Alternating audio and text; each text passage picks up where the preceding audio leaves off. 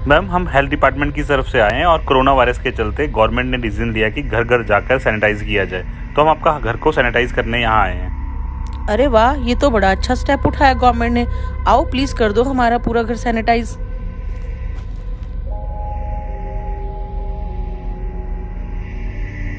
आजा भाई, फटाफट लूट लेते हैं, चल गई अपनी चाल। आजकल हमारे देश में अपराधी इतने शातिर हो चुके हैं कि जैसे ही कोई घटना होती है उसी तरह वो अपना अपराध करने का तरीका बदल लेते हैं।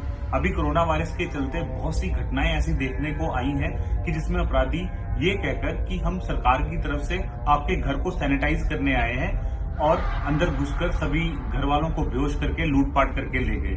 तो आप सब लोग इस चीज से जरूर सावधान रहें। सरकार ने अभी तक ऐसे घरों को सैनिटाइज करने की कोई स्कीम नहीं चलाई है और इस वीडियो को ज्यादा से ज्यादा लोगों तक शेयर करें।